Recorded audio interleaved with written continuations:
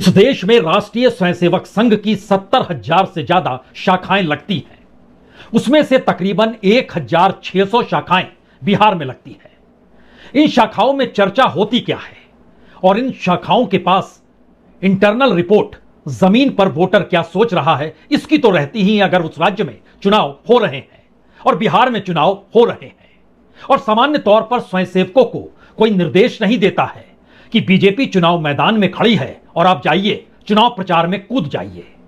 यह एक स्वयंभू तरीका होता है जिसमें यह माना जाता है कि स्वयंसेवक आखिरकार अपनी राजनीतिक संस्था बीजेपी के साथ तो खड़ा होगा ही। लेकिन ऐसा क्या है कि इस बार बिहार के चुनाव में आपको स्वयंसेवक उस तरीके से दिखाई नहीं देगा जिस तरीके से इस देश के तमाम राज्यों में या फिर लोकसभा चुनाव में संघ अपने आप को चुनाव में झोंक देता है। बिहार की राजनीतिक जमीन पर बीजेपी कहां पर खड़ी है यह महत्वपूर्ण नहीं है।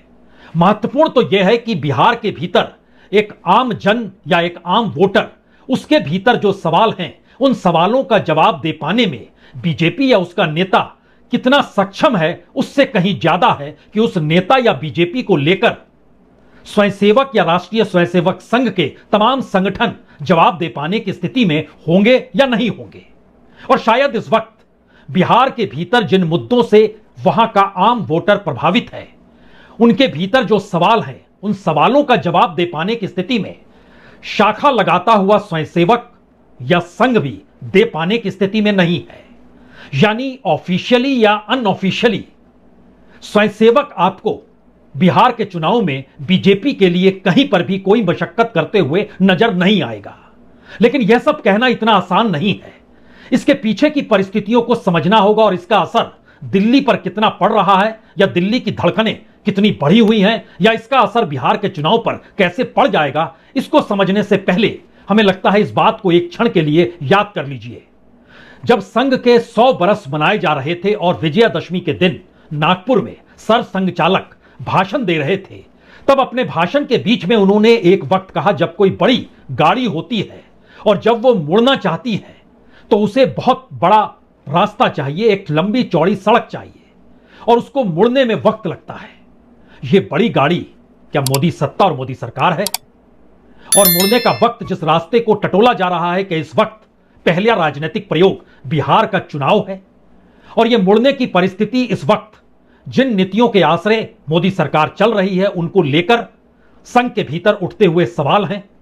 और ये सवाल इस दौर में कहीं ज्यादा इसलिए तो बड़े नहीं हो गए क्योंकि दीपावली के मौके पर अक्सर दीपावली मिलन उत्सव जो है स्वयंसेवकों के परिवारों के बीच या संघ से जुड़े लोगों के बीच मिलन समारोह मनाया जाता है। और तमाम मिलन समारोह में अक्सर पुराने स्वयंसेवकों के घर या संघ से जुड़े पुराने लोगों के घर नए स्वयंसेवक जाते जरूर हैं। और इस दौर में सबसे बड़ी चर्चा तो इसी बात को लेकर है, जिस रास्ते गाड़ी मोड़ना है उसमें ऐसा ना लगे कि डिस्टेबलाइज, यानी कहीं ऐसी परिस्थिति तो नहीं आ गई कि एक झटके में चीजों को बदल दिया जाए और उस बदलने की प्रक्रिया में गड़बड़ियां उत्पन्न हो जाए, ऐसा नहीं लगना चाहिए। बहुत धीरे धीरे उस गाड़ी को मोड़ना है। और उसके साथ दूसरी बड़ी बात है, जो इस देश की सामाजिक आर्थिक परिस्थितियां हैं उस पर जिस तरीके से राजनीतिक सत्ता पूंजी के आश्रय, कॉरपोरेट के आश्रय, रईसों के आश्रय हावी होती चली जा रही है, उसे आपको बदलना है और रोकना है। अगस्त के महीने में संघ के पुराने स्वयंसेवक या कहें वाजपेयी सरकार में कैबिनेट मंत्री रहे मुरली मनोहर जोशी ने आर्थिक मुद्दों को लेकर एक पेपर रखा था जिसमें बकायदा सर संचालक की मौजूदगी थी और उन्होंने तमाम लोगों को बुलाया था। उस अर्थव्यवस्था को लेकर जो पेपर रखा गया या जो बताया गया वो बहुत साफ तौर पर था। इस देश में आम लोगों के हाथों में कुछ भी नहीं है। पैसा कैसे कॉरपोरेट में सिमट रहा है या पॉलिटिकल इकोनॉमी में तब्दील हो रहा है। और संयोग ऐसा है कि आज ही भूख को लेकर जो इंडेक्स होता है, हंगर इंडेक्स, एक क्षण के लिए याद कर लीजिए, जब आप हंगर इंडेक्स को याद कर रहे हैं, इस वक्त भारत अगर 102 नंबर पर है जो 2014 में 52 और 55 के बीच में था, तो उस वक्त इस देश के सबसे बड़े कॉरपोरेट यानी रिलायंस यानी अंबानी, उनका जो हिस्सेदारी थी वो 18.6 बिलियन डॉलर की 2014 में थी और आज की तारीख में ये बढ़ते बढ़ते 109 बिलियन डॉलर हो चुकी है। अडानीज कि नेटवर्थ उस समय 7.1 बिलियन डॉलर की 2014 में थी, जो आज बढ़ते बढ़ते 71.9 बिलियन डॉलर हो चुकी है। यानी अर्थव्यवस्था की असमानता ने पुराने स्वयंसेवकों को परेशान किया। और यह सवाल सितंबर में जब आरएसएस की बैठक राजस्थान के जोधपुर में हुई, तो यह सवाल वहां उठा कि संघ क्या कर रहा है। उस वक्त जनरल सेक्रेटरी के तौर पर मौजूद अगर दत्तात्रेय हुसबोलो को देखे तो उनसे सवाल किया गया था और दत्तात्रेय की तबीयत बिगड़ गई थी। वो सवाल धीरे धीरे अब इस मिलन समारोह में तमाम बैठकों में उभरकर सामने आने लगा है। लेकिन उससे भी बड़ा सवाल यह है कि पहली बार संघ के भीतर यह भी सवाल है इस दौर में, चाहे वो बीजेपी के भीतर जिन नेताओं को प्रमोशन किया जा रहा है यानी प्रमोशन मिल रहा है, आरएसएस के भीतर एक बड़ी तादाद जो प्रमुख स्थानों पर नियुक्त की गई इस दौर में जो बीते 11 वर्षों में हुआ है, ना तो कोई विचारधारा है ना ही संघ का कोई संघर्ष उनके साथ है। यानी सिस्टम से निकलकर वो नेता नहीं आए हैं और वो बीजेपी के भीतर भी वो मुख्यमंत्री बने हो या फिर महत्वपूर्ण पदों पर आसीन हो, वह उस संघ के सिस्टम से निकले हुए नहीं है। क्योंकि इस दौर में संगठन को जब राजनीतिक सत्ता ने अपनी सत्ता को बरकरार रखने के लिए संगठन को खत्म करके व्यक्ति पूजा को ही नया संगठन बना दिया या मान लिया, तो उसके बाद एक झटके में परिस्थितियां नाजुक हो गई और होते होते बात यहां तक इन चर्चाओं में आ रही है। ऐसा नहीं है कि 2024 के चुनाव में प्रधानमंत्री नरेंद्र मोदी बनारस से जीत जाते, स्थितियां तो नाजुक उनकी उस वक्त बनारस में भी थी। राज्य के मुख्यमंत्री योगी आदित्यनाथ ने अगर उस वक्त पहल ना की होती तो शायद बनारस का रिजल्ट कुछ और होता। और योगी आदित्यनाथ ने क्या पहल इसलिए की थी, यह मिलन समारोह के भीतर के संवाद की स्थिति बतला रहे हैं, जिसमें इस बात का जिक्र खुले तौर पर है यूपी का विभाजन कर दिया जाए, योगी आदित्यनाथ को हटा दिया जाए। यह सारी मशक्कत दिल्ली से लखनऊ को डगमगाने के लिए उस कालखंड में चल रही थी। फिर किसी तरीके से बनारस की सीट क्या बचा ली गई। यानी मैनेज करने के तौर तरीकों के बीच कुछ अतीत के पन्ने और भी खुले हैं इस दौर में। अतीत के पन्नों में संघ के भीतर यह भी सवाल है कि जब गोवा की बैठक हो रही थी जो 2014 से पहले, जिसमें नरेंद्र मोदी को प्रधानमंत्री पद के दावेदार के तौर पर प्रोजेक्ट किया गया, उसमें लालकृष्ण आडवाणी क्यों नहीं पहुंचे थे? आडवाणी को पहुंचना चाहिए था। उस वक्त सुषमा स्वराज, मुरली मनोहर जोशी यह विरोध कर रहे थे, लेकिन उस दौर को याद करिएगा तो पारिकर ने आडवाणी को सड़ा अचार तक कह दिया था। यानी एक ऐसी परिस्थिति उस दौर से लेकर अभी तक की स्थिति में अब पहली बार संघ को परेशान कर रही है। क्या वाकई इस दौर में संगठन खत्म हो गया? क्या वाकई उनके अपने ऑर्गेनाइजेशन अब कोई मायने नहीं रखते हैं? क्योंकि वनवासी कल्याण आश्रम जो है उसके जरिए भी एक सवाल है जो छत्तीसगढ़ में हो रहा है। वो चाहे नक्सलिज्म को खत्म करने को लेकर हो, वो एक अच्छी बात है, लेकिन आदिवासियों की संस्कृति इसके साथ खत्म होगी और वहां पर आदिवासी जिस जमीन पर रहते हैं वो जमीन आने वाले वक्त में बड़ी बड़ी कंपनियों और कॉरपोरेट के हवाले तो कर नहीं दी जाएगी। आज छत्तीसगढ़ है, कल उड़ीसा भी होगा। और यह उसी तर्ज पर है जैसे अमेरिका में रेड इंडियंस को हटाया गया उनकी जमीन से और तमाम जमीन पर कंपनियों ने कब्जा कर लिया और अलग अलग स्टेट्स में उनकी भागीदारी कैसे मायने रखने लगी। तो क्या भारत की अपनी राजनीतिक परिस्थितियां उस दिशा में जा रही है?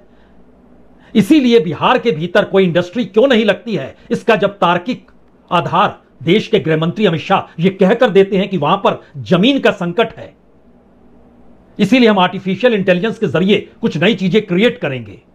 सवाल है कि जब जमीन का संकट है और वहां पर एग्रीकल्चर लैंड से जुड़े हुए मजदूरों की तादाद और किसानों की तादाद उत्तर प्रदेश के बाद सबसे ज्यादा है, जिन्हें किसान सम्मान निधि का भी पैसा दिया जाता है, तो उसके साथ डेवलपमेंट का रास्ता एग्रीकल्चर से क्यों नहीं जुड़ा और अब नया रास्ता क्यों टटोला जा रहा है?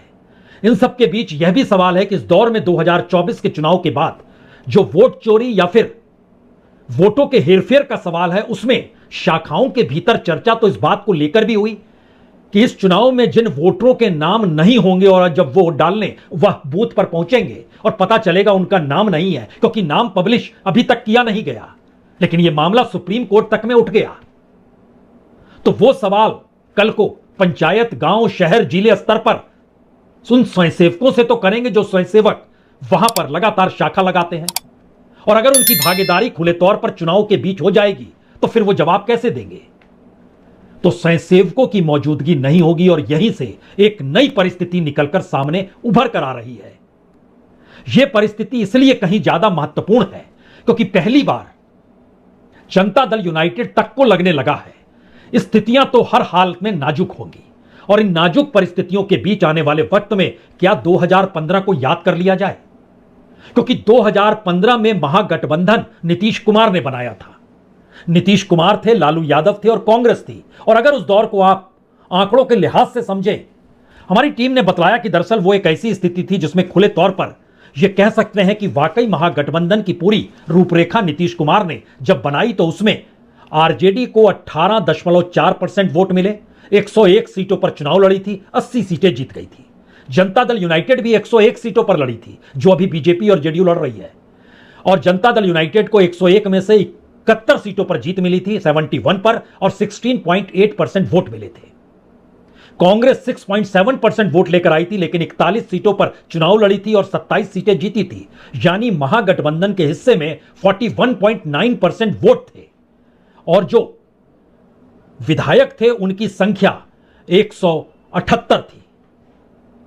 शायद इसीलिए क्या इस वक्त जनता दल यूनाइटेड के नेता अशोक चौधरी भी उस महागठबंधन को यह सोचकर याद कर रहे हैं कि बनाया तो नीतीश कुमार ने था, मौजूदा वक्त का महागठबंधन डामाडोल है। महागठबंधन तो नीतीश जी बनाए थे, जिसमें उन्होंने कांग्रेस को और आरजेडी को और सबको दिया था उस समय भी, और आरजेडी कभी भी ईमानदार कांग्रेस के प्रति नहीं रही है। सर आज यह वाकई बड़ा महत्वपूर्ण है, इतिहास खुद को कैसे दोहराता है। अगर अशोक चौधरी को महागठबंधन के साथ नीतीश कुमार की मौजूदगी मौजूदा वक्त में बीजेपी के साथ खड़े होकर भी अतीत की याद दिला रही है, तो बीजेपी को लेकर स्वयंसेवकों के बीच भी यह सवाल बड़ा है। संघ के भीतर भी यह सवाल है कि 2015 में, क्योंकि 2014 में नरेंद्र मोदी बहुमत के साथ जब दिल्ली में काबिज हुए, प्रधानमंत्री बने, तो वो मानकर चल रहे थे कि अब बिहार में बीजेपी जीत जाएगी। बीजेपी अपने बूते उस वक्त 157 सीट पर लड़ी थी। आरएसएस पूरे बिहार में उस वक्त घूम रहा था, यानी स्वयंसेवक पूरे बिहार में उस वक्त घूम रहा था। लेकिन जब रिजल्ट आया, और रिजल्ट से पहले क्या कुछ कहा था उस समय अमित शाह ने बतौर अध्यक्ष के तौर पर, उन पन्नों को खोलें, उससे पहले रिजल्ट एक ध्यान याद कीजिए। बीजेपी 157 सीट पर लड़ती है, 24.4% वोट मिलते हैं, लेकिन उसे सीट मिलती है सिर्फ 53। उसके साथ उस वक्त रामविलास पासवान की पार्टी थी एलजेपी, 42 सीटों पर लड़ी थी, सिर्फ 2 सीट जीत पाई थी, 4.8% वोट मिले थे। उस वक्त बीजेपी के साथ आरएलएसपी थी, कुशवाहा जो अब भी है, 23 सीटों पर लड़े थे, 2 सीट जीते थे, 2.6% वोट मिला था। जीतन राम मांझी भी उस वक्त साथ में थे, बीजेपी के 21 सीटों पर लड़े थे, 1 सीट जीत पाए थे और 2.3% वोट मिला था, यानी कुल 34.1% वोट पूरी एनडीए को मिला था, माइनस नीतीश हो जाए तो। यानी स्वयंसेवकों की पूरी कतार इस दौर में बिहार को लेकर इस उहापोह में है, या संघ के भीतर यह सवाल है, जिन नीतियों को उन्होंने नहीं चाहा, जिन रास्तों को उन्होंने नहीं चाहा, वही चीजें इंप्लीमेंट हो रही है। और अब चुनाव आयोग वाला मसला तो हर जगह पर सामने आ चुका है, यानी खुल चुका है। तो इस रास्ते हम कैसे चलें, किस रूप में चलें? और शायद इसीलिए अगर वाकई 2015 आप याद कर रहे हैं, तो 8 नवंबर को रिजल्ट आने थे। आखिरी दिन वोटिंग के बाद 5 नवंबर को अमित शाह सामने आए और उन्होंने कहा कि बहुमत ला रहे हैं, 8 तारीख को मिलेंगे। और जो रिजल्ट आया उसके बाद 8 तारीख भूल जाइए, 10 तारीख चली गई, 15 तारीख चली गई, और संघ के एक सम्मेलन में उस वक्त अमित शाह गए थे बतौर अध्यक्ष बीजेपी, लेकिन किसी से नजर नहीं मिला रहे थे। तो क्या एक नई परिस्थिति इस वक्त संघ के सामने भी है? जिस रास्ते पर वो चल रहे हैं उसमें सबसे बड़ी बात तो यह है कि संघ अपने तौर पर अपने अस्तित्व को भी इस राजनीतिक परिस्थितियों से जोड़कर देख रहा है, और उसे यह लगने लगा है कि आखिर प्रधानमंत्री मोदी, गृहमंत्री अमित शाह, इनके चुनाव प्रचार से क्या चुनाव जीता जा सकता है, जब वोटर और जनता के भीतर बहुत सवाल हो। और संयोग से तरीके क्या हैं प्रचार प्रसार के, इसका आज एक दूसरा अध्याय जन स्वराज पार्टी के प्रशांत किशोर ने यह कहकर खोल दिया कि उनके अपने कैंडिडेट, जो कोई व्यवसायी है, कोई डॉक्टर है, कोई इंजीनियर है, कोई शिक्षाविद है, कोई समाज सेवी है, उसको डराया जा रहा है। और बकायदा तस्वीरों के साथ उन्होंने प्रेस कॉन्फ्रेंस करके जारी किया कि बकायदा देश के गृहमंत्री अमित शाह, बिहार के प्रभारी जो कैबिनेट मिनिस्टर धर्मेंद्र प्रधान है, ये हमारे उन उम्मीदवारों से मिलकर उन्हें नामांकन न करने की धमकी दे रहे हैं। तस्वीरें जारी की गई, शिकायत चुनाव आयोग को भेज दी गई, और प्रशांत किशोर ने तस्वीर के साथ इन बातों को कह दिया। देखिए, ये है भारत के गृह मंत्री, ये भारत के गृह मंत्री हैं अमित शाह। अमित शाह जी हैं भारत के गृह मंत्री, और साथ में है धर्मेंद्र प्रधान जो भारत सरकार के मंत्री हैं और भाजपा के यहाँ चुनाव के अधिकारी हैं, प्रभारी हैं। देखिए आप लोग, आचार संहिता की बात होती है, वोटरों को डराने खरीदने पर आचार संहिता लागू है, लेकिन सामने का जो उम्मीदवार है उसको भारत के गृह मंत्री अपने साथ खड़ा किए हुए हैं, पूरे दिन बैठाए हुए हैं ताकि वो नामांकन भी ना कर सके। ये है भाजपा के चाल चरित्र चेहरा। ये देखिए भाजपा का चाल चरित्र चेहरा, और बता रहे हैं ट्विटर पर बैठ के कि जनसुराज के उम्मीदवार भाग रहे हैं। आप बताइए, कोई साधारण व्यवसायी जो राजनीति करता है उसको भारत के गृह मंत्री अगर बुलाकर अपने साथ बैठा ले तो उसके पास क्या विकल्प बचेगा? तो क्या वाकई डर और खौफ के आश्रय इस देश के गृह मंत्री राजनीतिक तौर पर दखल दे रहे हैं, और जो आरोप प्रशांत किशोर लगा रहे हैं उस पर कोई चुनाव आयोग पहल करेगा? दरअसल जिक्र आज आरएसएस और संघ का हो रहा है, तो एक क्षण के लिए एक और स्थिति समझिए। संघ के इस मिलन समारोह के भीतर चर्चाओं के दौर में यह भी चर्चा है कि जब प्रहलाद पटेल ने नर्मदा की यात्रा पर किताब लिखी और उसके विमोचन के लिए सरसंघचालक मोहन भागवत आए, तो उस किताब के भीतर जो अमुख लिखा जाता है उसमें मुरली मनोहर जोशी ने एक लाइन लिखी थी। नर्मदा को लेकर यह सवाल था, लेकिन प्रकृति के साथ जो खिलवाड़ देश में हो रहा है उसको लेकर भी था। उन्होंने लिखा था कि जब अति होती है तो अतिवाद का संहार प्रकृति खुद करती है, और इस परिस्थिति को मौजूदा राजनीतिक स्थिति से सरसंघचालक के भाषण में यह राजनीतिक अतिवाद की पृष्ठभूमि को कहीं ना कहीं उभारा भी गया। तो क्या वाकई इस अति की परिस्थितियों के बीच संघ के सामने हो रहे मिलन समारोह में एक चर्चा कहीं ज्यादा या कहीं सबसे ज्यादा महत्वपूर्ण है? क्योंकि परिवर्तन और जो गाड़ी पूरी मोड़ने का जिक्र है उसके पीछे एक परिस्थिति और भी है, क्योंकि इस देश ने समग्र आंदोलन देखा है, अयोध्या का आंदोलन भी देखा है, 75 में जेपी का आंदोलन भी बिहार में देखा है, लेकिन उस पूरी प्रक्रिया और मौजूदा वक्त में एक बड़ा अंतर आ गया, और जेनजी को लेकर एक घबराहट 100 बरस पूरा होने पर जो भाषण सरसंघचालक का था उसमें भी था।